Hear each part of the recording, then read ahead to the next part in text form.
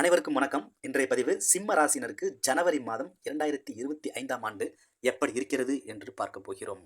சிம்ம ராசியின் நட்சத்திரங்கள் மகம், பூரம், உத்திரம், 1ஆம் பாதம் மட்டும் ஆகிய 3 நட்சத்திரங்களும் இந்த சிம்ம ராசியில் அடங்கும். இந்த ஜனவரி மாதத்தை பொறுத்தவரை 2025இல் ஆரம்ப நிலையில் சில கிரக நிலை மாற்றங்கள் உண்டு. பிறகு மாதத்தின் நடுப்பட்டு இடைப்பட்ட பகுதிகளில் சில கிரக நிலை மாற்றங்கள் உண்டு. மாதத்தின் தொடக்கில் தனஸ்தானம் மற்றும் வாக்கு குடும்பஸ்தானத்தில் கேது பகவான் உள்ளார். மாதத்தின் தொடக்கத்தில் சுகஸ்தானத்தில் சுக்கிரன் மற்றும் புதன் பகவான் உள்ளார். பஞ்சமஸ்தானத்தில் சூரியன் மற்றும் செவ்வாய் பகவான் உள்ளனர். கலஸ்திரஸ்தானத்தில் சனி பகவான் உள்ளார். அஷ்டமஸ்தானத்தில் ராகு பகவான் உள்ளார். பாக்கியஸ்தானத்தில் குரு பகவான் உள்ளார். இதுவே இந்த மாதத்தின் ஆரம்பத்தில் உங்களுடைய கிரக நிலைகள். சிம்மராசியின் பலன்கள் இந்த மாதத்தில் பொறுத்தவரை சூரிய பகவானை ராசிநாதனாக கொண்ட சிம்ம ராசி அன்பர்களே, இந்த மாதம் எந்த ஒரு பெரிய முடிவும் நீங்கள் எடுக்க வேண்டாம். ஒரு முறைக்கு யோசித்து பல முறை கூட யோசித்து நீங்கள் ஒரு முடிவு எடுப்பது நல்லது. உதாரணமாக புதிய தொழில், புதிதாக வீட்டு மனை வாங்க உள்ளோர் இந்த மாதத்தில் அவற்றை தவிர்ப்பது நல்லது. ஏனென்றால் இந்த மாதம் உங்களுக்கு பெரிய அளவில் கிரக நிலைகள் சாதகமாக இல்லை. ஆகையால் ஒரு முறைக்கு 2 முறை நன்கு யோசித்து பெரிய முடிவுகளை எடுப்பது நல்லது.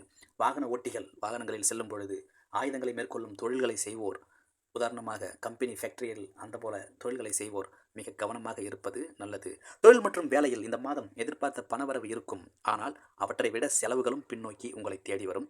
ஆகையால் செலவுகளை தவிர்த்து கொள்வது நல்லது. வீண் செலவுகளில் பணத்தை விட வேண்டாம். வேலை மற்றும் தொழிலில் சில இடையூறுகள் ஏற்படும். ஆனால் நிதி நிலையை பொறுத்தவரை சீராகவே இருக்கும். எனினும் உங்களுடைய விடாமுயற்சியினால் நீங்கள் தொடர்ச்சியாக ஒரு காரியத்தில் ஈடுபட்டு உங்களுடைய வேலையை நீங்கள் உங்களுக்கு சாதகமாக பயன்படுத்தி கொள்ளலாம். புதியதாக வீடுகளை கட்டுவோர், புதிதாக நிலம் மனை வாங்குவோர், புதிய முதலீடுகள், பெரிய முதலீடுகள், வெளிநாடுகளுக்கு செல்ல பணங்களை கொடுப்போர் ஆகியோர் ஒரு முறைக்கு நன்கு யோசித்து பல முறை யோசித்து முடிவுகள் எடுப்பது நல்லது. எனினும் நீங்கள் ஒரு பரிகாரத்தை மேற்கொள்வதன் மூலம் உங்களுடைய தடைகளிலிருந்து, காரிய தடைகளிலிருந்தும் விடுபடலாம்.